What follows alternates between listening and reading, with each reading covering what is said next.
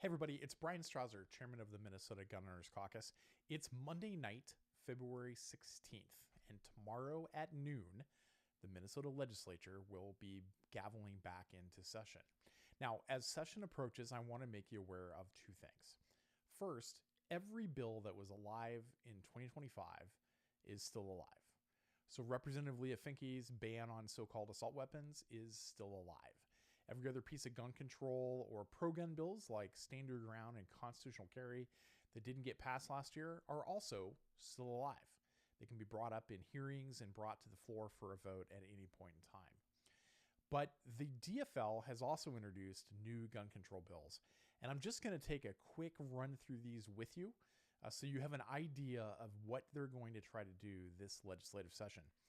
When you're in the second year of session, they do something called pre-filing, meaning that they file the bills in advance and they become live at noon on the first day of session.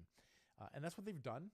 These bills, we saw them drop on Friday, and they'll be alive tomorrow when the session gavels in.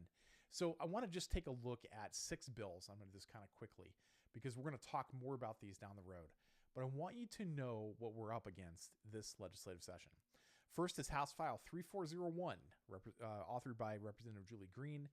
This is a bill that, if you take a look at the bill text, basically today you can carry a firearm at a K-12 school if you have written permission from the principal or superintendent to do so. And there are thousands of Minnesotans that have this permission for a K-12 school. She eliminates that because I'm not sure, because permit holders are shooting up schools. That's not what's happening. But that's what she wants to do. There's House File 3402. This is authored by Representative Brad Tapke. And what Representative Tapke's bill does is it defines a large capacity magazine as a magazine holding more than 10 rounds. And then they are completely banned effective July 1st, 2026. And when I say completely banned, I mean that they are completely banned. They are unlawful to be manufactured, imported, transferred, owned, or in possession. The only thing you can do with them are surrender the device to police, modify it to make it inoperable, alter it so it can't hold more than 10 rounds, or remove the device from the state. So you have to get rid of them after July 1st. You can see the effective date here. And if you don't do so, you are guilty of a felony and you get to go to prison for 5 years and a fine of not more than $25,000. Then there's House File 3407, which does a lot. That's more than I want to get into in this video, but it prohibits the sale and possession of ghost guns being guns that you manufacture without a serial number. It says that only FFLs can 3D print a firearm. It bans the possession or distribution of 3D printer firearm design files, meaning that you can't have the code. It requires you to go to an FFL to get a serial number, which you can't actually do. And it stops you from assembling firearms without a license. I think it's the limit of 3 a year. I'm not sure how you're supposed to track that, but I'm sure they have some way of wanting you to do so. Then there's House File 3357. This is by Representative Breon Curran.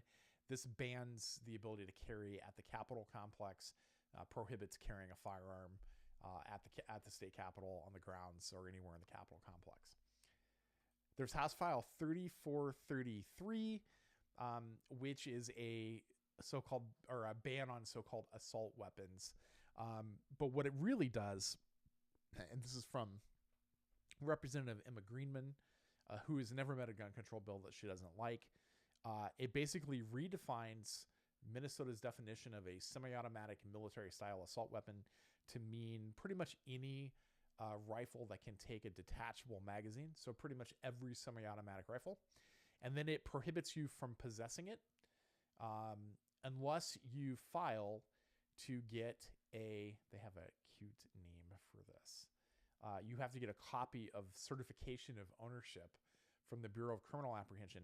And in doing so, you have to agree to allow law enforcement to inspect the storage of your firearm to ensure compliance with this law. You have to renew this license every 3 years. They allow a fee to be charged for this license, but they don't set a cap on it. So if Governor Walz wants to make it $25,000 a gun, he could do so. And that is what other states have tried to do, things like that. You can't use it for hunting. You can only take it to a firing range or transporting that item in compliance with this law. And it goes on and on and on. But basically, you have to have a license to keep it. You have to have the police in your house to store it, to inspect your storage without a warrant. And when you die, it has to either be surrendered for destruction, modified to make it inoperable, or remove it from the state, because you can't transfer it anymore. The very transfer or sale of it is prohibited. And then lastly, if that wasn't enough, Representative Greenman also introduced House File 3434, which does the exact same thing. It bans the possession of semi-automatic rifles, and it bans the possession of large capacity magazines. Magazines over 10 rounds is how they're defining that. That's the bills that we know about so far today. We'll find out about more bills tomorrow. Again, session starts tomorrow, February 17th at 12 o'clock noon.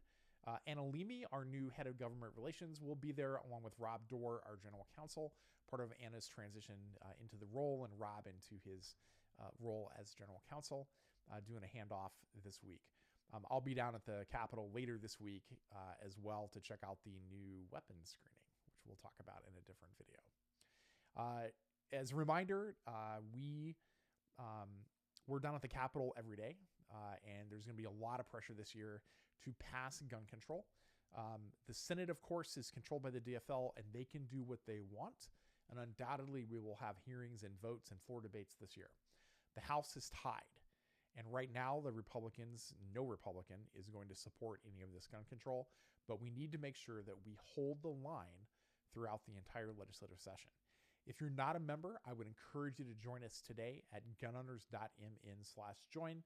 If you're already a member or you want to just make a contribution, we can definitely use your help to make sure that we're prepared for whatever this might bring this year. You can donate to the cause at gunowners.mn/donate. That's it from here.